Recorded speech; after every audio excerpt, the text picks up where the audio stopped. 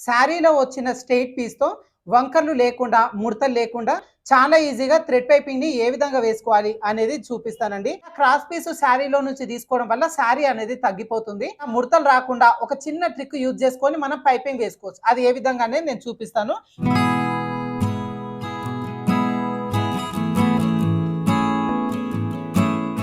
Hi friends, welcome to weather tailors. ఈ రోజు వీడియోలో శారీలో వచ్చిన స్ట్రెయిట్ పీస్‌తో వంకర్లు లేకుండా, ముడతలు లేకుండా చాలా ఈజీగా థ్రెడ్ పైపింగ్‌ని ఏ విధంగా వేసుకోవాలి అనేది చూపిస్తానండి. దానికోసం ఇదిగోండి ఇప్పుడు శారీలో నుంచి కొంచెం స్ట్రెయిట్ పీస్ అయితే కట్ చేస్తున్నాను నేను. శారీలో ఇది వచ్చేసి పల్లో పార్ట్, ఓకేనా, కొంగు పార్ట్ అన్నమాట ఇది. శారీలో ఇదిగోండి ఇటువైపున వచ్చేసి ఇది చెక్కుడు పార్ట్ అన్నమాట. అయితే ఇప్పుడు మనకు ఇక్కడ నుంచి క్రాస్ పీస్ కూడా తీసుకోవచ్చు. ఇలా క్రాస్ పీస్ శారీలో నుంచి తీసుకోవడం వల్ల శారీ అనేది తగ్గిపోతుంది.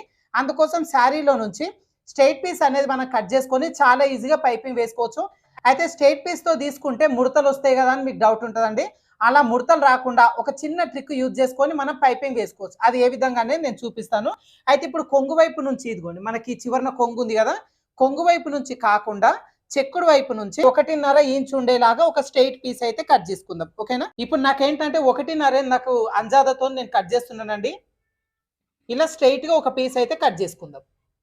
ఇదిగోండి ఇప్పుడు శారీలో ఒక పీస్ అయితే కట్ చేసినాను కదా. అయితే ఇంతకీ ఈ పీసు సరిపోతుందా లేదా అనేది మనం ఒకసారి చెక్ చేసుకోవాలి.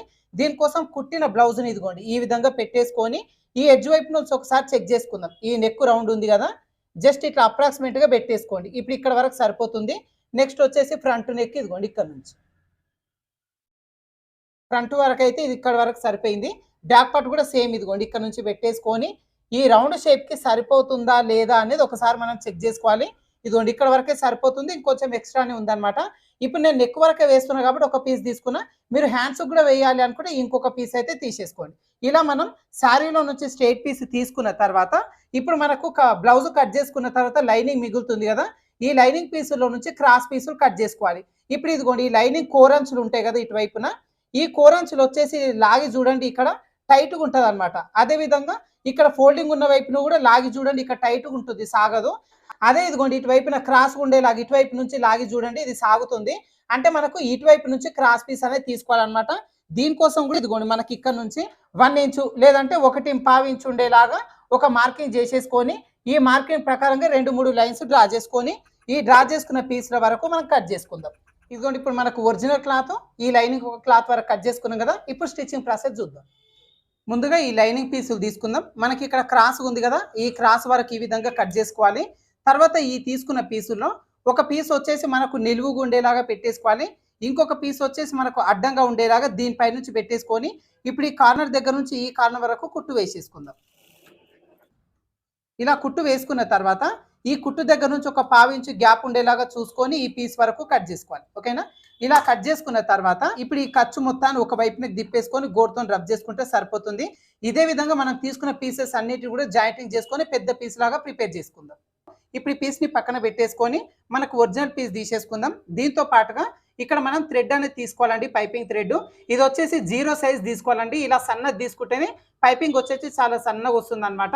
ఇప్పుడు ఇదిగోండి ఈ తీసుకున్న ఈ థ్రెడ్ని కరెక్ట్గా ఈ ఒరిజినల్ క్లాత్ ఉంది కదా, ఈ క్లాత్కి మధ్యలో ఈ విధంగా పెట్టేసుకొని ఇప్పుడు థ్రెడ్ పక్కనే కుట్టు పడేలాగా కుట్టు వేసేసుకుందాం.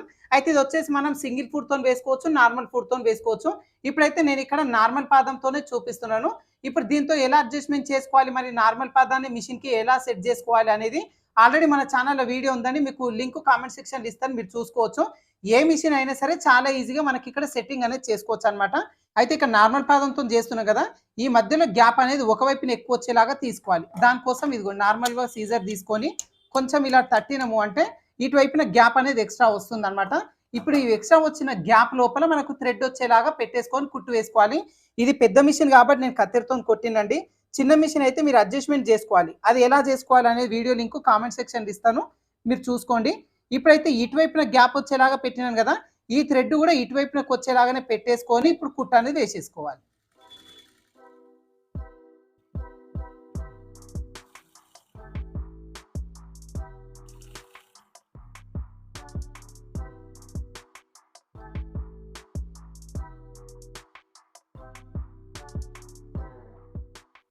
ఇదిగోండి ఈ విధంగా స్టిచ్ చేసుకున్న తర్వాత పక్కన ఒక పావించు గ్యాప్ ఉండేలాగా చూసుకొని ఎక్స్ట్రా పీస్ మొత్తం కూడా కట్ చేసుకుందాం. ఇలా ఎక్స్ట్రా పీస్ మొత్తం కూడా కట్ చేసుకున్న తర్వాత ఇప్పుడు మనం లైనింగ్ పీస్ తీసేసుకోవాలి. ఈ లైనింగ్ పీస్కి ఈ చివరి నుంచి కరెక్ట్గా ఇదిగోండి పావించు అంత గ్యాప్ ఉండేలాగా ఈ పీస్ని పెట్టేసుకొని ఇప్పుడు ఈ థ్రెడ్ పక్కనే కుట్టుబడేలాగా కుట్టు వేసేసుకుందాం.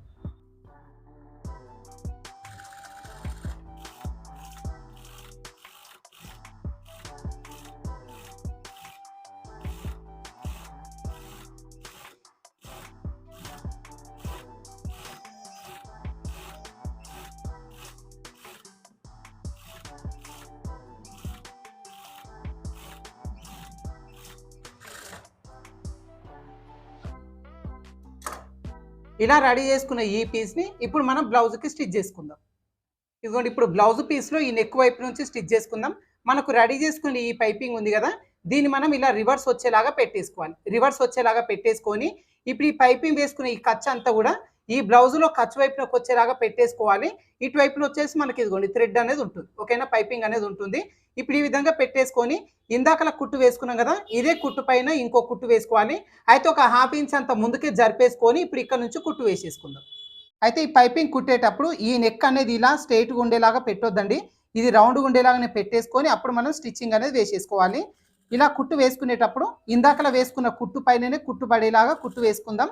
ఈ పైపింగ్ క్లాత్ని ఇదిగోండి ఈ విధంగా మనం అడ్జస్ట్మెంట్ చేసుకుంటూ కుట్టు అనేది వేసేసుకోవాలి.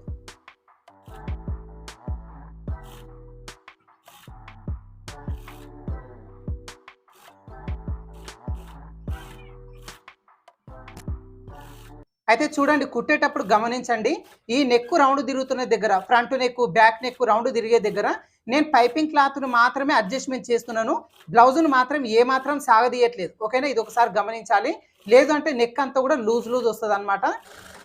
ఇలా కుట్టేటప్పుడు ఈ షోల్డర్ జాయింట్ ఉంది కదా, ½ ఇంచ్ ఖర్చు, ఈ ఖర్చు వచ్చేసి వెనకాల పాటుకి అంటే ఈ ముందు పాటుకు వచ్చేలాగా కాకుండా వెనకాల పాటుకు వచ్చేలాగా ఫోల్డింగ్ చేసుకొని ఇప్పుడు మీకు ఇక్కడ కుట్ట అనేది వేసేసుకోవాలి, ఓకేనా. అది ముందు పాటుకు వేసుకున్నాం అనుకోండి, ముందు పాటు షోల్డర్ దగ్గర కొంచెం అన్కంఫర్టబుల్గా ఉంటుంది అనమాట. ఆ ఖర్చు అంతా కూడా వెనకాలకు వచ్చేలాగానే పెట్టేసుకొని ఇదిగోండి ఈ విధంగా చివరి వరకు కుట్టు వేసేసుకుందాం. ఇదిగోండి ఈ విధంగా మొత్తం స్టిచ్ చేసిన తర్వాత ఇదిగోండి ఒక ½ ఇంచ్ అంత ముందుకు ఉంచేసుకొని ఎక్స్ట్రా పీస్ వరకు కట్ చేసుకోవాలి. ఇలా కుట్టు వేసుకున్న తర్వాత ఇప్పుడు ఈ నెక్ రౌండ్ తిరుగుతున్న మొత్తం కూడా చిన్న చిన్న కట్స్ పెట్టేసుకోవాలి, ఓకేనా. ఫ్రంట్ నెక్ బ్యాక్ నెక్ మొత్తాన్ని కూడా చిన్న కట్స్ పెట్టేసుకుందాం.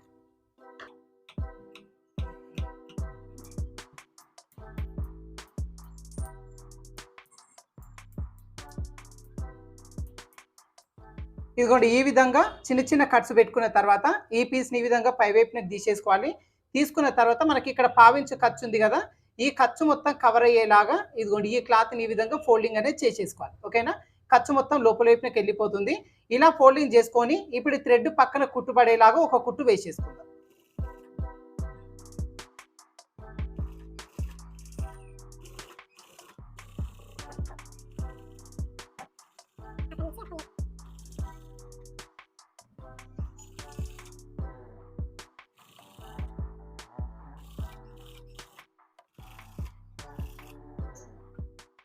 ఇదిగోండి ఈ విధంగా పైనుంచి ఈ థ్రెడ్ పక్కనే కుట్టుబడేలాగా కుట్టు వేసుకున్న తర్వాత ఈ ముందు వైపునకి ఒక ½ ఇంచ్ వదిలేసినాం కదా, ఈ పార్ట్ మొత్తాన్ని ఇలా లోపలికి ఫోల్డింగ్ చేసుకొని ఇప్పుడు ఈ లైనింగ్ వరకు మాత్రమే ఇదిగోండి ఈ విధంగా ఫోల్డింగ్ అనేది చేసేసుకోవాలి, ఓకేనా.